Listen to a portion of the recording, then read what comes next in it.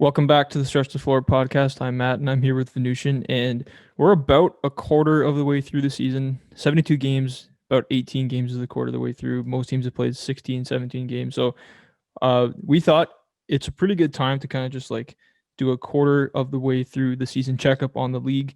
And the way we're going to do that is our quarter season NBA awards. We did our preseason NBA awards predictions, and now we're going to do our quarter of the season checkup, see how right we were, and who's emerging and who maybe has disappointed so far this year in what has been one of the most strange and unpredictable seasons, maybe the most in NBA history. Uh, let's start off with an interesting one. Let's go most improved first. Who are your top three candidates for most improved player? Okay, my top three is number three, I have Chris Boucher. Number two, I have Christian Wood. And number one, I have Jerry Grant. Wow, I have Chris Boucher third too, and then I have Christian Wood winning it and Jeremy Grant number two. Number two, yeah. Let's want to do Boucher first. Yeah, we'll talk about Boucher first. Okay. So he's been, besides these last two games against Miami, he's been almost like a 20 and 10 guy with like 2 blocks. Like the statistical numbers, huge improvement. He's becoming a starter, in my opinion. He's going to start soon. And he's impacted winning more than anyone else, maybe even on this list. So, like, his impact is there, his numbers are there. It's more of an opportunity boost because last year Ibaka and Gasol was there, and he took advantage of the opportunity. So, yeah, for me, he has to be at least in the conversation. Yeah, and the thing is, he's putting up these numbers, like you said, close to 20. He's shooting like 2.3 blocks a game, 50 almost 50% from three, and this is in under 25 minutes a game right now. Mm-hmm. Uh, so yeah, I mean, if he eventually gets into that starting lineup, those could even go up. From a guy who barely even played except in garbage time last year, and coming from two Raptors fans, we didn't think he would even be close to a productive player against starting units and even bench guys uh, this year. But he's been absolutely just wet from three. He's been an awesome rim protector. He's actually been kind of like low key a decent rebounder too. It's just been an awesome year for Boucher, and I think he's been maybe the Raptors' third best player, second best player. Yeah, he's definitely top. It's probably like third or fourth best player for the Raptors, which is a Yeah, big jump for him. like you said, up until these last two games against Miami, which were bad matchups for him, he's been honestly our most reliable 3-point shooter. He's been our Mm-hmm. most reliable rim protector, and he just makes things happen when he comes into the game. It's been really good, and he should get into that starting lineup. He has to. Like Baines had a Yeah, couple decent games, the last couple games, but he's been the only reliable big on our roster, including Pascal Siakam. So that's yeah. really saying something. And Boucher probably has this is kind of a blasphemy statement, but besides Karl Anthony Towns, he might be the second best shooting big in the league because Brook Lopez has taken a huge drop off. Uh, and besides Brook Lopez, like I can't even think of someone that's Porzingis. better. Porzingis, oh yeah, okay, I forgot Porzingis because he's probably second, but at least he's in the conversation for like a top five shooting big, and that's Yeah, incredible for him. yeah, insane. Like his shooting form is so bad compared to those other guys, but Yeah, like it goes in. It's consistent. He does not hesitate, and it's crazy. Like transition yeah, threes. He doesn't shoot off the dribble like Porzingis or anything like that, but he's been really good, and I want to see those minutes go up. I want to see if this production can scale up with that. yeah.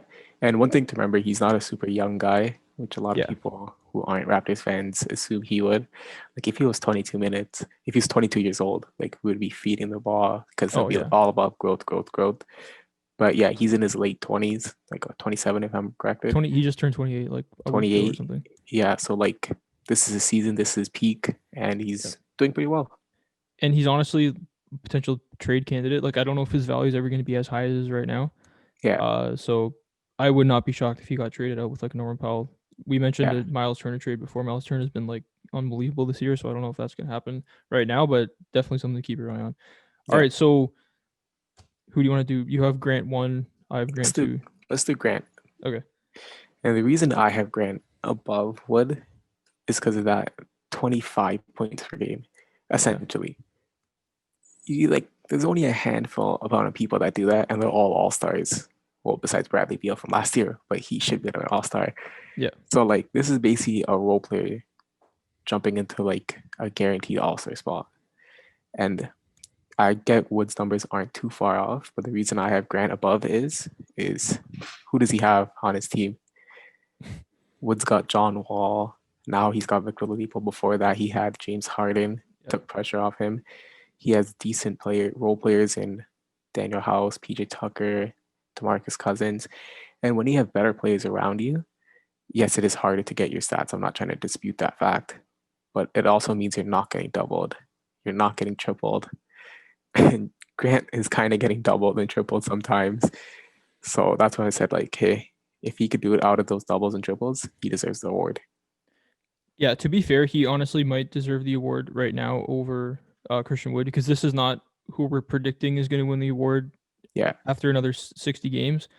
Because I do expect Jeremy Grant to fall off. Maybe that's not fair to him because he's actually been really good. And it's not that he's been like super efficient either.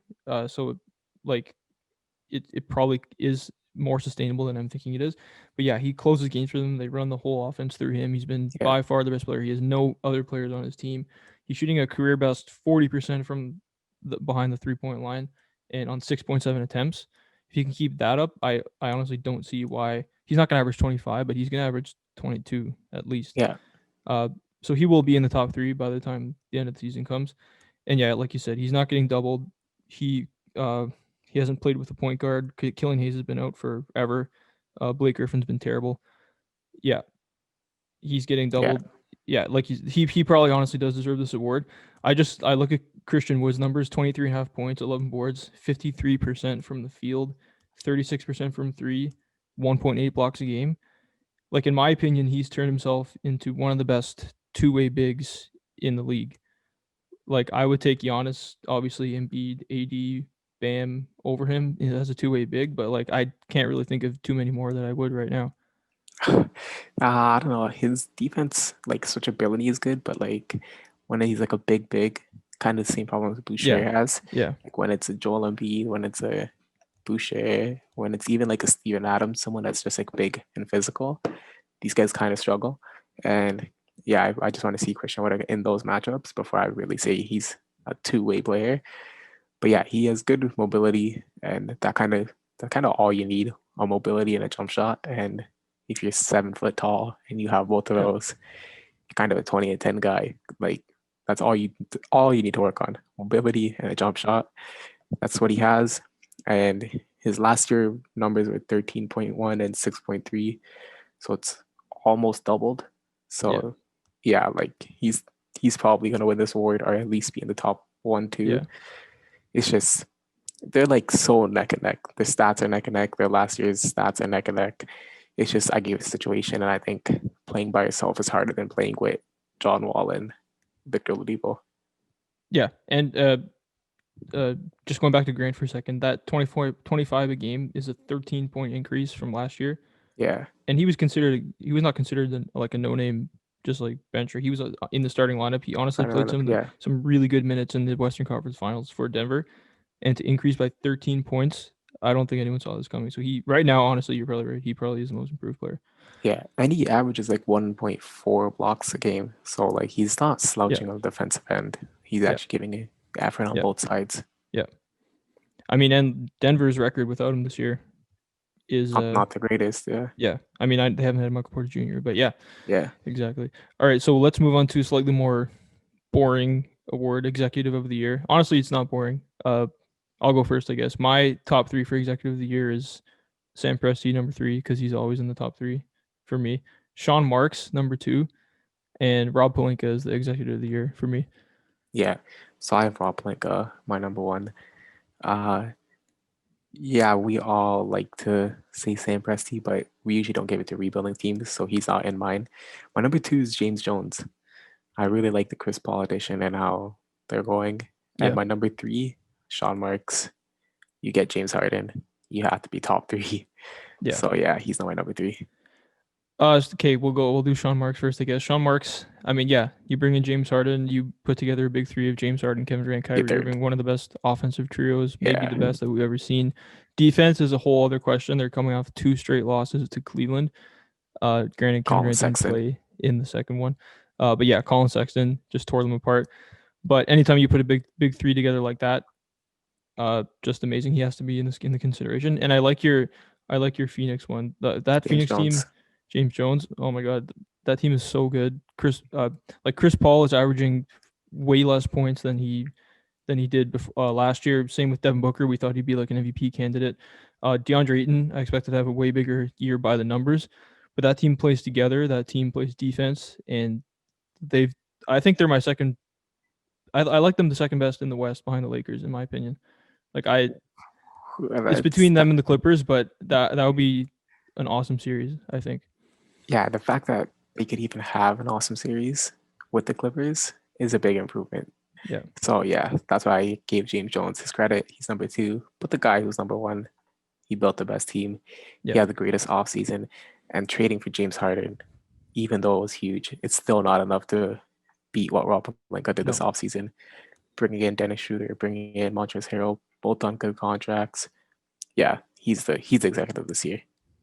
Yeah. The Lakers roster is so much has so much more talent on it than this Last like year, the salary cap like should even allow it. Like to me, yeah, because Harold could have gotten probably more than double what he took from the Lakers if he went to the highest bidder. They barely give up anything for Schroeder and Marc Gasol, who everyone thought was washed from the bubble. Uh, it's decent. Rob Pelinka realized, okay, maybe Marc Gasol just played in two matchups where they didn't have a dominant big, and that's where Marc Gasol excels is guarding dominant bigs, shutting Yeah, down dominant bigs like Joel Embiid, like Jokic or whatever. Uh, Paid him a $2.5 million contract over 2 years, and he's yeah. probably given them like $8 or $9 million worth of production and Production. defense. So this is Rob Pelinka's word by a mile. The Lakers are championship favorites, and yeah, nothing Nothing else else to really to say say. about him. Yeah, Yeah. So should we move to coach of the year? yeah. Let's do coach. Okay. So my coach of the year, it's a little on more on the wild side. Number three, I saw Frank Vogel. I think we just have to give Yep. the Lakers credit when the credit's due. Mm-hmm. Uh, Number two, I have Monty Williams. Phoenix Suns, like you said, playing Yep. like a team. He Yep. deserves some credit too. Can't always be James Jones. Yep. And my number one, it's gonna be a pretty shocking one, but I think Nate Bjorken of the Mm. Indiana Pacers. If he keeps this like team in the top four seed, with the amount of injuries he suffered, the amount of trades that happened, I think he has to get this award. I like that. I have okay. So for mine, I have Frank Vogel three as well. Yeah. My number two is probably even a little more out of left field than your number one, but I have Tom Thibodeau number two, coach of the year, Okay. Okay. and my coach of the year is Doc Rivers. Oh. So Okay. okay, let's Okay. do Vogel. Like you said, the Lakers are just They're no good. matter how good that roster is, it's hard to manage personalities and Yeah. all-time greats like LeBron and AD. The fact that he's able to do it again, have them motivated after winning a championship. Yeah. Nothing Number else to say three, really. like, yeah. Yeah. For me, or actually, Let's I guess do I'll Monty talk. Williams. Yeah, let's do Monty Williams. Yeah. So yeah, the Phoenix Suns. You mentioned it before. They're playing great. Players are taking points dips, like the top three players, Paul, uh, Booker, and Aiton. And to convince those guys to do that, and especially at such a young age for Booker and Aiton, to convince like Chris Paul, like just don't shoot and play less minutes. Like it takes a lot to do that, and he's able to get them to buy in. And they're playing well. They're playing good defense, and they're playing like a team. They're playing like the Yep. Spurs. They're playing like the Spurs, and when you could play like Greg Popovich, you're gonna get credit for it, like Greg Popovich did, and all his coach of the years. Yeah, exactly. Like Devin Booker, like even up to like even not coming into this year, but going to last year, like was maybe considered one of those like good stats, bad team guys. Just Yeah, doesn't impact winning. That has completely changed under Monty Williams, with Chris Paul there with DeAndre, and like you said, they're all taking points dips. They're all just playing to win. Devin Booker's still yeah, the closer, still gets the gets his biggest shot of the shots. game, Yeah, gets his shots. But yeah, that team is really good, really well rounded, and Monty Williams just has them playing like a team, and he has had them playing like a team going back all the way to last season and in their 8-0 bubble run. So yeah, this is not a fluke at all. Uh, I guess I'll do Tom Thibodeau. Us and everyone else in the world kind of had the Knicks as the 15th place team in the Eastern Conference, yeah. and they are currently I'm not sure if they're 500 or one above 500, or they just lost to the Kings. So I think they're one Yeah, so below 500 right now. yeah, But he has a team playing hard on a roster that has no spacing at all. Uh, RJ Barrett is playing pretty well. He's putting him in good spots. Julius Randle, he's somehow unlocked Julius Randle as an amazing yeah, playmaker. That team just plays hard every night, back to backs. They play 35 minutes back to back games.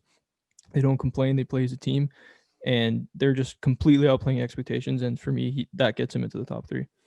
yeah. I guess like I know you're not supposed to project for the season awards, Yeah. but I think for the Knicks I did a little bit because I just can't see them keeping these veterans that are doing so well, and Mm-hmm. Burks, maybe even Yeah. Randall. So yeah, we know he's not going to be in the top three come the end of the year, but right now he does deserve a top three placement.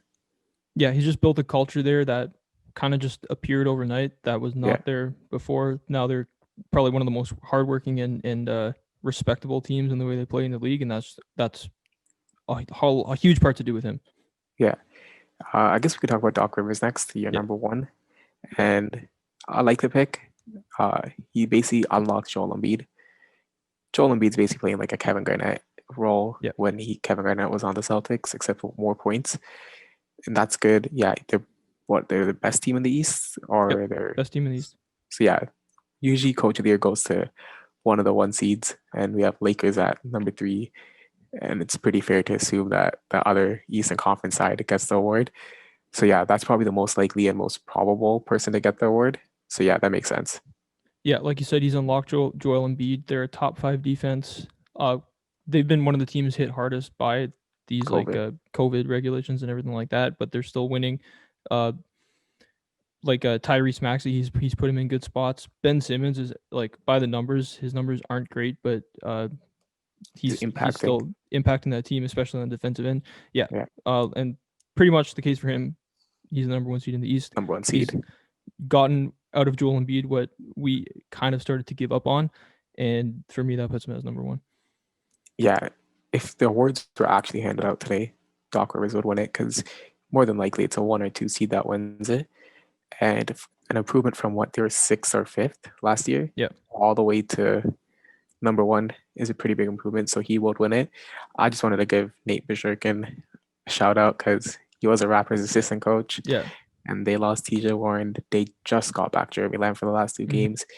Miles Turner has missed a couple games with the hairline hand fracture. And here they are, like still above top four seeds. They lost Karis LeVert too, the guy who they traded Victor Oladipo for, Mm-hmm. and they're still here. So this just reminds me of Nick Nurse last year, where it was more injuries, and Jerkin suffered even more injuries than Nick Nurse. So if he could get a top four seed, he might lock it up. Yeah, and he has Sabonis playing like just running the entire offense through Sabonis, Like a and Jokic. he has exactly like Jokic, but he's still able to play Miles Turner at the five and Sabonis at the four for the most part, Yeah. which we didn't think was possible, and being a really elite team in the East. So yeah, I really like he honestly just like pure X's and O's and stuff like that. He probably is the coach of the year, but the way Yeah. these awards are handed out, I think it would go to Doc Rivers, but I really do like the Nate Bjorkgren pick. Yeah. And I just have to give him credit for how good Jeremy Lamb played in his first two games. Like Yeah. he's basically averaging a point a minute. And I know he's on a minute restriction right now, but if he if he gets when that minute restriction goes, like we're talking about like a 25-point scorer that could just Yeah. appear out of Jeremy Yeah. Lamb, which if that's I true, mean, that's insane. he was I had him on my fantasy team, and I remember he was just having the best season of his career before he went down with that ACL tear, and it looks like he hasn't missed a beat at all. Yeah. And that's what you got him again. Exactly. Yeah. Just made a trade with you for him. We'll talk about that in the fantasy section at the end, though. But okay, so what do you want to move on to? I didn't really Let's plan on. do rookie of the year. Yeah, let's do rookie. Okay, I have a feeling we're gonna agree at least on the top one here. Who is I think your top two. top two? Yeah, I Yeah. think so too. Actually, I'll go first. Okay, so I have James Wiseman at number three, Same. the guy who I had coming in at number one, coming into the year. Tyrese Halliburton number two, and LaMelo Ball number one. Yeah, exactly the Yeah, same. I don't really think there's another possible top three out there. Patrick Williams has been playing good, but his Yeah. stats haven't been Yeah. that good. But Yeah. impactful. So like that's pretty good. Yeah. I guess we'll start with Wiseman because Yeah. he's the one that kind of is number three. So yeah, he's big. He can shoot the ball well. Yeah. He's not great defensively, but He has Draymond Green helping him out. Uh, he's just been playing so much better with Draymond Green. Draymond tells him to set picks here. Draymond tells him to roll here, and like everyone knows that's happening because Draymond's saying it out loud. But Yeah. he's just big enough where like and strong enough that he could just do it over smaller guards, and he could shoot well for guards that are big centers, and like solid. He's a solid player already, so that's just a Yeah. huge dub for the Warriors. Yeah. And I mean, you're not making these rookie of the year picks based on the numbers because I mean, James Wiseman's averaging 11.6, Tyrese Halliburton's averaging 11.4, and LaMelo Ball's averaging 11.5. So Yeah, like this is pretty neck and neck, pretty as neck and neck as it gets. But James Wiseman for me, like you said, he gives him good minutes, but you can really see the defensive shortcomings, like especially rebounding. But he has been shooting the three well. He's been getting better, I think, every game too. And the thing is, for me, he just doesn't really close games for them. He's playing the fewest minutes out of these three rookies, and you can't really rely on him as like a game closer, as a yeah, go-to guy just yet.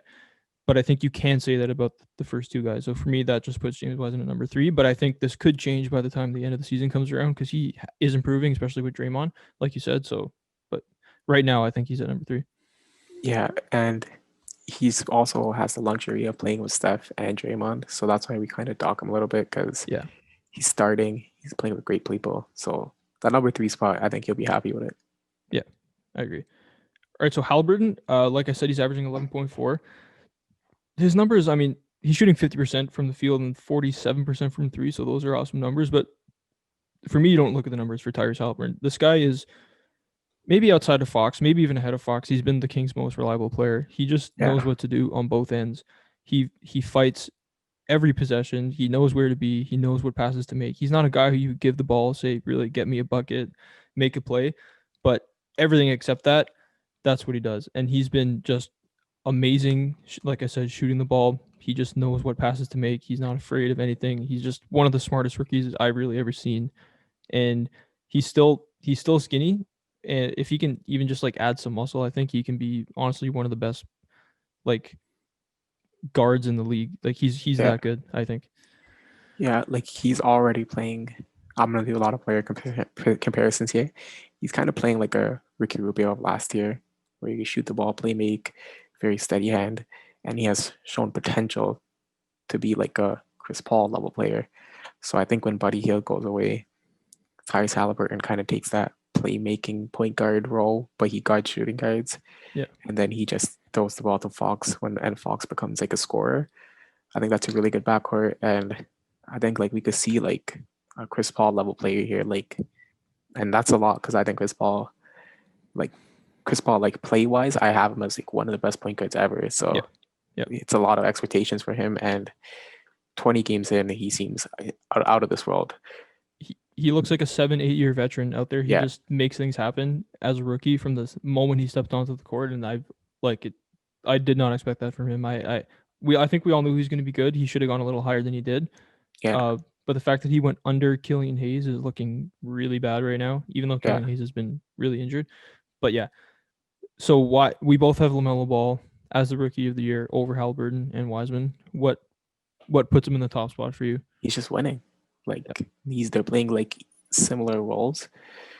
Their team's abilities are similar, but Lamelo's the team's winning, and we have to give it to the guy that's winning. Their stats are similar, everything's similar, but Lamelo's getting the W, and like no one expected. You talked about the Knicks. No one expected the Hornets to be this close to 500. Yeah. We kind of like they're not 500, but they're pretty close to it, and it's all because of that. It's not all because of Lamelo, but he's a huge part because him, Graham, Rozier. When you have that rotation, you always have a good playmaker on the court, and he's coming off the bench. I didn't include him into my six man award because he's going to start like Yeah. literally Yeah. next game, maybe like Yeah. he's going to start soon. He's grabbing decent rebounds. He really can't shoot right now, No, not at all. but if he has a Trae Young type second half where he does learn how to shoot somehow, man, this is a great player. And I think we all knew that. I had him as my rookie of the year favorite, so yeah, it's pretty expected. Yeah, and like he is one of the best passers in the league. Just period. Like he might be a top 5 passer in the league. He's that Yeah, that good of a passer. Just he sees things out of the back of his head. Like you said, he's only shooting 40% from the floor and 32% from three. Not great percentages, but he just makes things happen. They rely on him in crunch time. He comes in off the bench. He plays with, doesn't matter if he's playing with Gordon Hayward or Bridges or Graham or Rozier, whatever. He makes things happen, and he's impacting he's impacting winning when he's out there. And he hasn't been as bad of a defender as I thought. Yeah. Uh, he is the most exciting rookie for me, hands down. His efficiency is terrible. If that improves at all, we could be looking at a future All NBA type player, which we both said was the He case. has If he improves potential. his Yeah. efficiency, he has All NBA potential. Yeah. So, and people are saying like this rookie class is letting people down. I think we just been spoiled with Ja Morant before. Mm-hmm. Like these guys all need to improve a lot their second year and third year, which a lot of rookies and players do.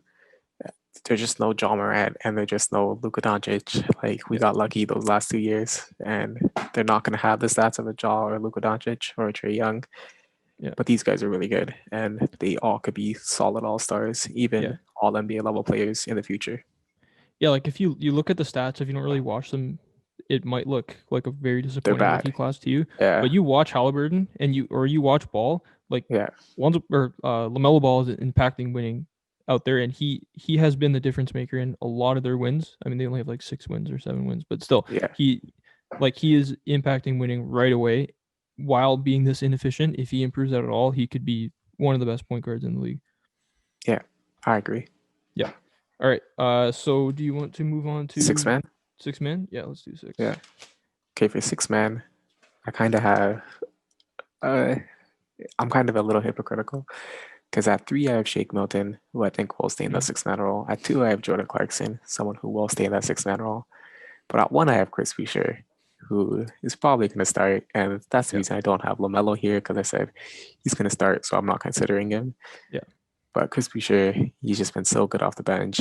He's Yep. been a defensive anchor, an offensive anchor. Like, if it was right now, he would get the award. So I just had to give him that number one spot. Jordan Clarkson, the new Lou Williams, Yep. just lights out from the bench. Shake Milton, low key averaging 16 and a half points. Pretty, just like buckets. That's all he gets. Yeah. I have the exact same top two as you, and then I have Terrence Ross at number 3, giving you 15 and a half off the bench. Yeah. For an Orlando team that is at least Needs was points. outperforming expectations and needs points. Yeah. But yeah, Jordan Clarkson has been amazing. He's been 42% from 3, giving you almost 18 a game.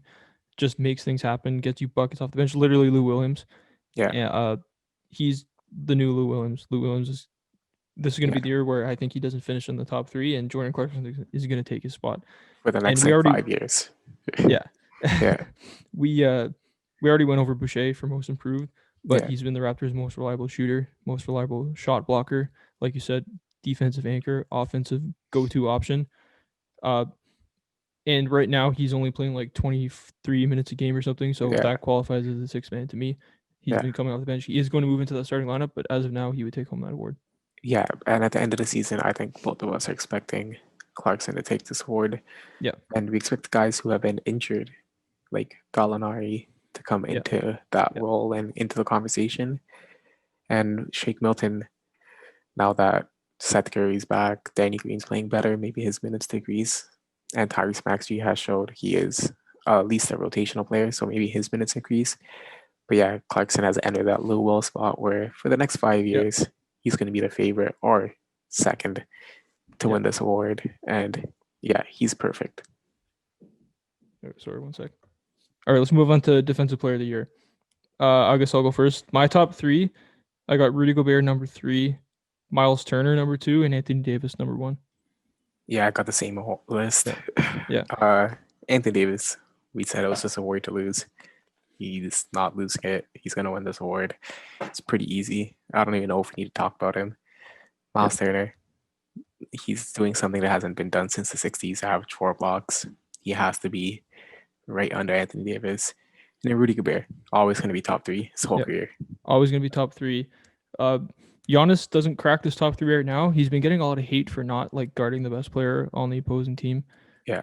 But he might replace Miles Turner as the year goes on because I don't think he's going to average 4 blocks. You might be Hmm. tempted to put Miles Turner above Anthony Davis right now, Yeah, just because of the numbers. But to me, the Lakers are the number one defensive team in the league. Anthony Davis is the anchor. He honestly is having kind of a down year. He's not even averaging 10 rebounds. yeah, But he's the anchor, the number one defense in the league. And you watch him, he's the best defender in the league. There's no question. yeah. It's his award.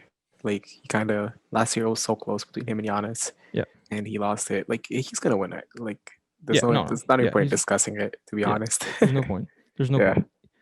Okay. Yeah, that was quick. Let's go on to the final two awards for MVP. the final award, MVP. Yeah. Okay. Who are your top three candidates for MVP? So at 3 I have Joel Embiid. At 2 I have Jokic, and at 1 I have Kevin Durant. Wow. Okay, I have the same three players, but in a different order. I have Jokic at number two. Oh, same. Yeah, same as you. Sorry, Jokic number two, just like you. I Yeah. have Kevin Durant at three and Embiid number one. Okay. Okay, so should we do Jokic because we both have him at the same spot, or what do you want Yeah, to let's do Jokic. do? Okay, Basically, doesn't have enough wins. exactly. If his team was near the top, if his team was first, he would be number one unanimously. He's having the most crazy stat line. He's averaging a triple double. So yeah, he has to be in the top 3, but he just needs wins, which I think the Yeah. Denver Nuggets will get. Yeah. So yeah, it's just about getting those wins for him. Yeah, if I had to project, I think Jokic would probably take the top spot. He's Yeah. averaging a 25 and a half, 11.3 and 9.9. So he's basically averaging a 25-point triple double Mhm. for a 7-footer. He, through no fault of his own, his team does not have enough wins. Jamal Murray has not been bubble Jamal Murray. They haven't had Michael Porter Jr. They lost the defense and shooting of Jeremy Grant. But I think this team is starting to come together. They just got MPJ back, and they're going to start getting wins. They just had a big win over Phoenix yesterday. Yeah. And I'm projecting him to be the MVP going down the line, but for me, he has to be number two because he doesn't have enough wins. Exactly. Yeah, I agree. And I guess we'll do Kevin Durant next. Yeah. His numbers are identical to what it was before he got hurt, essentially. Yeah. And we said if he averaged 25, he was going to win MVP because of the narrative. Yeah. And the narrative's still there. He's averaging, 27? The wins are going to start piling up. The only thing that's going to knock him down is he has 2 top 10, top 15 players on his team with Harden and Kyrie. That's probably going to take away votes from him and probably going to cost him this award. But right now, when Kyrie's missed time because of off-court issues and James Harden just arrived for 2 games, I think he's a lock for that award because they haven't been there. So in the future, I obviously don't see him winning this award because they take votes away. Mhm. But right now, when they haven't played, I think it's his award. Yeah. See, you said he's averaging the same. He hasn't. He's averaging the same numbers as when he went out or before he went down with injury, which is almost true. He's averaging a 31, 7.5, and 6, but he's shooting 46% from three. I don't think he's ever shot that well from three in his career. Yeah. That was, I guess, the only thing he could do when he could just sit in a chair and shoot, I guess. Yeah. He came back a better shooter than ever. He's not quite a 50, 40, 90 guy, but he's a 53, 46, 87 guy Yeah. this year on 19.5 shots a game, which is ridiculous. Crazy. He might. I think Jokic has the best stats. I just love the assists and the rebounds Yeah. from Jokic, but KD probably has the second best stats in the league. Like most efficient. Yeah. Yeah, it's just they have some very weird losses, like that loss to Cleveland. They have Both. Yeah. he didn't play in the Cleveland one, but yeah, like even in the games he does play, they have some very questionable losses. Well, I just want to see a bigger body of work from him going forward, and like I don't think Kyrie was going to take any MVP votes away from him, but James Harden Definitely will. I think is going to be like a little bit of the LeBron AD effect. So for me, it's going to be if play continues like this, it's going to be between Jokic and Embiid for the MVP. And Crazy. Embiid is just like we already kind of talked about with Doc Rivers. Embiid has unlocked something. He's playing like the big that we all wanted him to be. He's been the most physical big in the league, the best post up big in the league, maybe other than Jokic. He's averaging a 27, 11, and 3 on leads the league in free throw attempts at 10.2 a game, shooting 83% from the line. He's taking a career low attempts from 3, but shooting a career best 40%, which I love. And he is just taking this team over. There's no question whose team it is now. He's been unbelievable. And his he's having by far the most efficient year of his career. He has a 60 efficient or effective field goal percentage, and his previous career high was 53.5. So he's just being insanely efficient, and the Sixers are the top seed in the East. And for me, that's checks all the boxes I want. He's my MVP right now. Yeah, like if there wasn't that narrative for Kevin Durant, Yeah, or if Jokic wasn't doing such fun stuff, like yeah, Jokic is just fun. Like at the end of the day, like Joel Embiid is probably the winner of this award, which is why I have him in my top three. Like he checks all the boxes, like he does everything. But at the end of the day, it is narrative. People are gonna talk about that triple double average for Jokic for his time as a center, if he can get it. Uh, People are gonna talk about Kevin Durant coming back, and Joel Embiid just doesn't have the narrative. yeah. Like at the end of the day, as good as he is, that narrative is not interesting. It's not fun. So I can't see him winning the award, but he definitely deserves to be in the conversation. Like we docked Jokic because of the lack of wins. Kind of same with KD, Yeah. and also KD for having another MVP caliber player on his team. Mhm. Embiid has the wins and doesn't have another MVP caliber player on his team. Yeah. So to me, with the numbers that he has, maybe they're not quite as good as Jokic and KD, but they're pretty close. To me, right now, he's the Yeah. MVP. Yeah. But I just can't see the media pushing Joel Embiid, the best player in the league. Yeah, I Whatever, can't whatever, see that whatever. either. I can't see that. I can't see like Joel Embiid maybe talking smack because we know Giannis was with the newspapers reading MVP, that Instagram photo, while LeBron was complaining that he should have got more votes. So Yeah, there was a little bit of beef there. Not really, but media try to make it out like that. Like Joel Embiid has to maybe start talking smack, but this year he's kind of been media friendly, yeah, kind of just going playing basketball. And man, I just don't think like there's enough narrative unless he starts talking smack. And I hope he does because if he could just talk some smack and get into this award hmm conversation, like it'll be worth it for him. And it's not really impacting his teammates. So yeah, yeah, just go call out Anthony Davis and say, man, anyone would have won with LeBron James or something like that, and get his name more relevant. See, to me, like by the end of the year, there's almost always two candidates who separate themselves from the rest of the pack, and it's not really like you could have argued for LeBron last year, but it was clearly Giannis. Just Yeah, the way MVP is decided by record, and to me, the Sixers have been by far the best team in the East. Boston was good, but Tatum has been missing games with COVID and stuff. But through the first 16, 17, 18 games, the Sixers have been the best team in the East. Embiid with those stats, the way they give it MVP awards, has to be the MVP in my books. yeah. The question is, like, is there going to be enough of a narrative and fan push at the end of the day? Because as much as his stats are good, and his record going to be that is as important Yeah, that's because true. not everyone's going to play 72 games. It's going to Yeah, be based on win percentage. yeah, So I think this is the year of narrative, like narrative, win percentage. I could see Jokic even winning it with like a top three seed because hmm. just saying a center who averaged a triple double with assists, like it's so entertaining and it's Yeah, such a good storyline for the NBA to push. yeah, That's going to be tough for Joel Embiid. yeah. I think if Jokic had a 3 seed, he'd be the number one right now. But he has an 8 seed Yeah, right now, so he just can't. yeah, And as much as I want to give it to KD, and KD is gonna have like even if KD averages 26, if that 31 drops to 26, he's still gonna be getting that media push. yeah, Honestly, deservedly so. He's been amazing. But yeah, we'll see. We'll see how this plays out for the rest of the season. One guy who was the favorite coming into the season, he was my favorite too. Luka Luka Doncic. Doncic Yeah, has just been kind of out of shape to start the year. He's only shooting 28% from three, and he's just not even close in the conversation right now. Even though his team has the same record as Jokic's team, he hasn't even been close to an MVP candidate for me. yeah. And one guy who I had as my favorite, Damian Lillard, Yeah, is getting outplayed by his own teammate, CJ yeah, McCollum, yeah. and they're going That through may a big change now though. yeah, they're CJ going through a McCollum. pretty big injury bug with McCollum Yeah, out for a month yeah, and Nurkic out for 2 months. So he's not going to get the wins needed to get that MVP push, but yeah, he's going to at least get the crazy stat lines again. yeah, Should we go to yeah. fantasy? But if let's go to fantasy. Yeah. Okay. Okay. So we could talk about a trade that we made. I Yeah. gave you Jeremy Lamb and Danny Green for And Duncan Melo. Robinson and Carmelo Anthony, not LaMelo Ball, Yeah.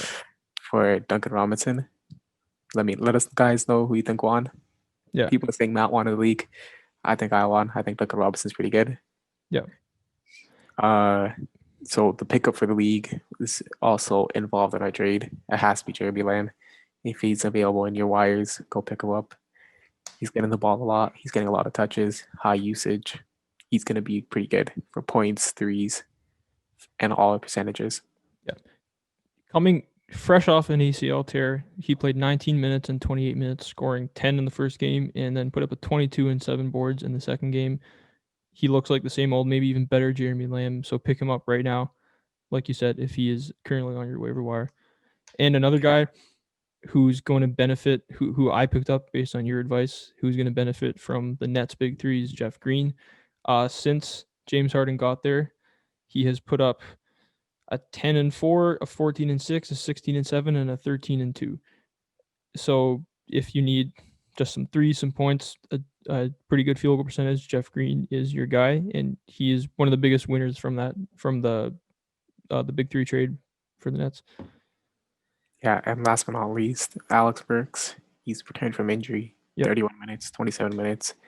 He's averaging 10 points, 5 assists from his return from injuries, 1 3 and 1 block. He's not doing the greatest right now, but he's getting minutes, he's getting shots, and he's getting defensive stats. He's going to step it up. So if you can get him while you can, he's going to be pretty decent. Yep. All right. I think that does it for fantasy advice, and that does it for our quarter season NBA awards. Please leave a like, leave a review, leave a comment, subscribe to the podcast, all that stuff. Check out our YouTube channel, STF Clips. Subscribe, follow us on Instagram at Stress the Forward Podcast. And other than that, we will see you guys next week when we just do another checkup on what's happened, update on what's happened in this week in the NBA. Yeah. But all right, see you guys next week.